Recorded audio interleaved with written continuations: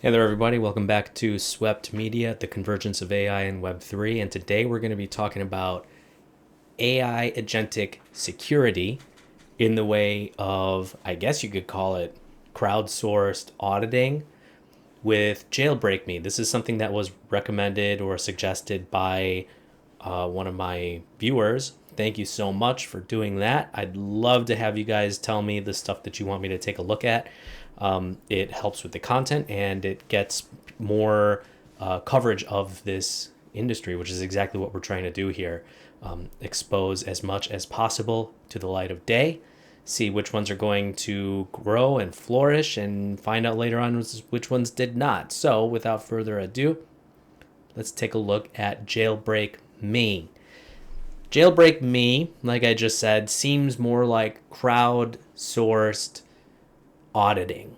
And in this current week that we are in now, in case you're not watching this for a couple of weeks from now, what we're handling this week, the latest catastrophe in the crypto industry is Bybit was hacked for $1.5 billion, basically the largest hack of a crypto protocol, I think, ever, at least a centralized exchange ever. And it was done by North Korean hackers, Lazarus Group, of course. And it wasn't technically Bybit's fault; it was Safe Wallet. And now people are wondering, why is this happening, and how can we prevent it without having censorship in the industry? And that's a fair question to ask. I would say that censorship is a bad thing. I covered that quite a bit in my time at Cointelegraph as well, where I had a few conversations with some auditing firms, namely Hackin.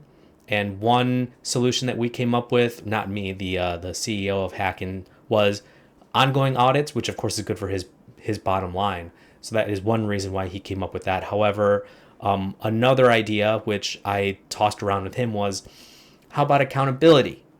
You give an audit, and we all know that CertIC is like the gold standard of these audits. But then something that's been audited by CertIC multiple times gets hacked. They have no accountability. No one is going to go and blame CertIC for this to happen, and they still get their six-figure check for a single audit of a smart contract. But if there's accountability, then we can probably prevent a lot of these issues from happening. And of course, the auditing cottage industry would shrink and then flourish as the bad actors are removed and accountability is added and fewer hacks take place. Because of that, the proof would be in the pudding.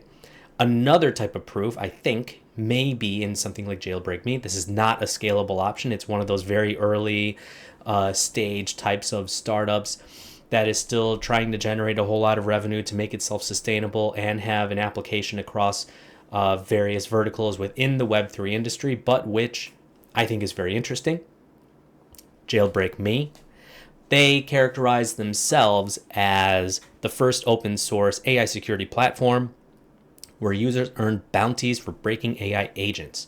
Again, this is crowdsourced. This is decentralized. This is the same model that something like Eliza uses or many other decentralized building platforms use in order to get work out. They have a PR. They have some new script that needs to be written. They send out a bounty. People DM them and say, well, I'll do it, and they submit their work, and then whoever has the best work wins the bounty. Same idea here. Now, they claim, JailbreakMe does, that they've paid out almost $200,000 in bounties, netting about $130,000 in bounties paid out to the bounty hunters, as it were.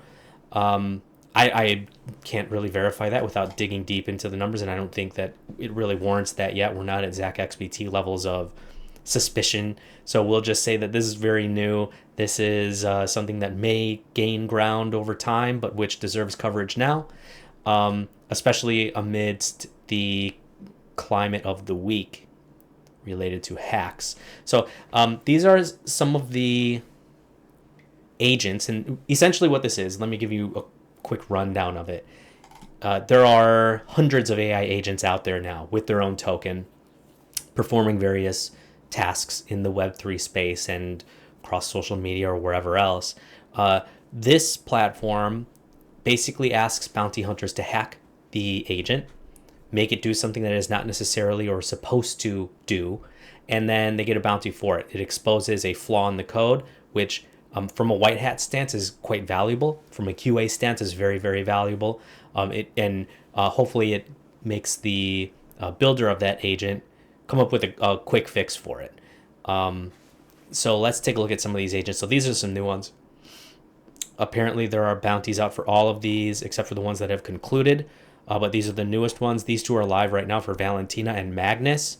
There's a prize pool of, looks like around $2,200 to crack both of these.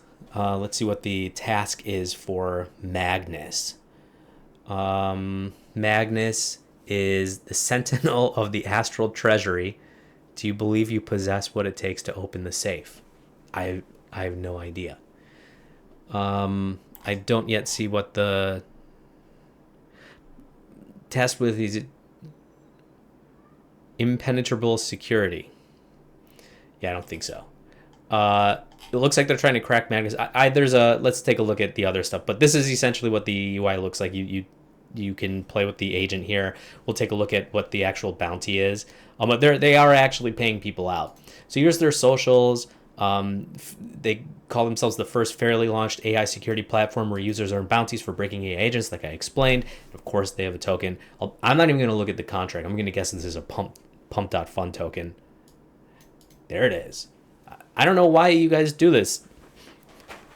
I can't think of the last pump fun token that really has done like tremendously well. There are a few, but it's very few and far between. And granted, those numbers are diluted by all the scams that are put up there, but still, is it really that hard to launch your own token without having pump at the end of it? But it looks like they're also trying to build something really special here on the platform side of things, which you love to see.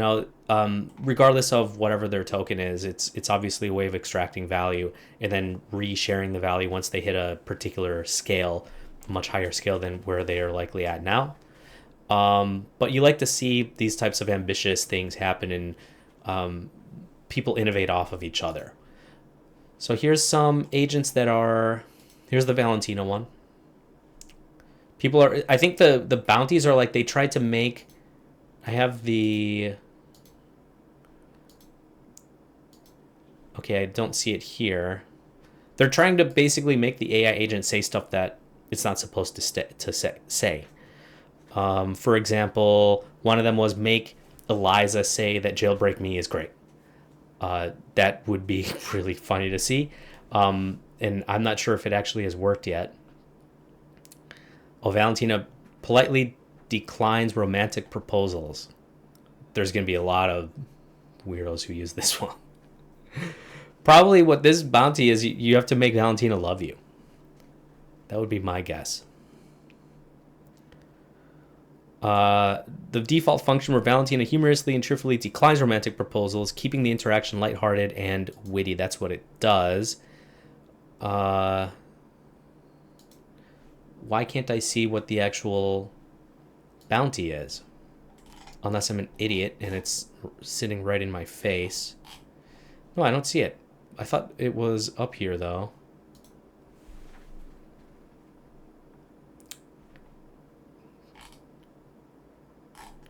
Okay, well, at any rate, I'm sure that people can find it somewhere.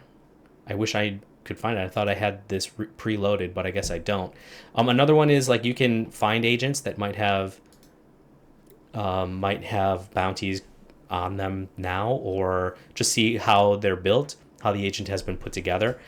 This is like a benchmarking tool, I think, which if you're a builder is quite useful, but also if you're trying to crack a different agent, like let's say there's an agent that was built using Eliza's framework, it might be good to go and reverse engineer other agents that were built using Eliza or Virtuals or any of the other agentic frameworks.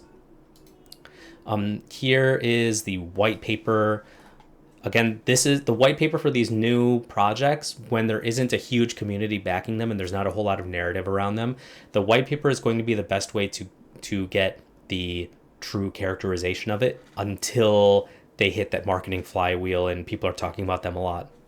Like ELIZA and virtuals, they are probably now in the realm of, the white paper might not be the best place to look to determine exactly what those projects are about, because they're so firmly now in the zeitgeist of Web3 that what's in their white paper might differ greatly from what they are describing themselves as.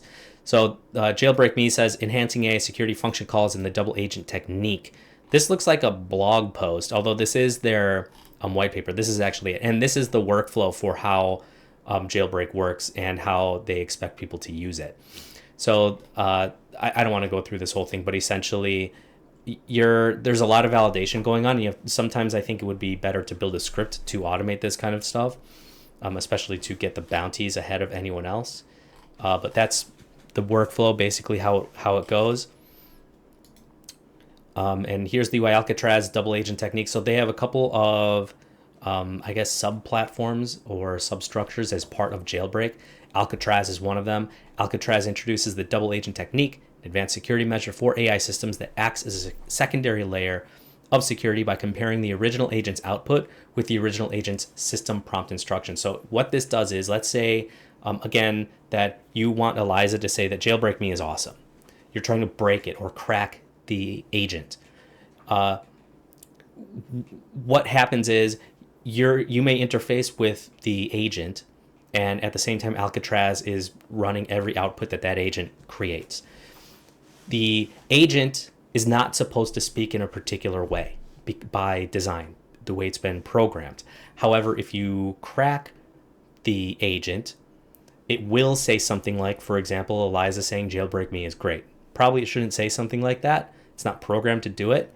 But when it says that, what Alcatraz will do is check that output and then check on the back end of how the agent is actually supposed to generate outputs. If that output was generated erroneously or as a hallucination, then Alcatraz will know it, and it will know that you have broken the agent. So this is how you can verify with JailbreakMe that you've broken the agent, and then you can send your report presumably over to ELIZA to let them know that that has happened. This again is within the context of security, and the security stuff is the big thing all the time. I don't think it's just now. I think all the time security is a major issue, and it's something that we should be building more tooling for rather than relying on just third-party auditors to do this. But I don't want to say that we're too early to do that, but I will say that things need to evolve faster for especially this AI stuff to really take off. So yeah, JailbreakMe, very interesting stuff. You can also launch an agent with it, quick launch, prompt launch. So you can prompt it and you can write a prompt about what you want your agent to do. And then it does that. And of course, there's going to be a token associated with it. So you have to launch it with basically liquidity in there in Solana. This thing is based on Solana, of course. And then seed phrase only. That one is going to be taking liquidity from your wallet automatically.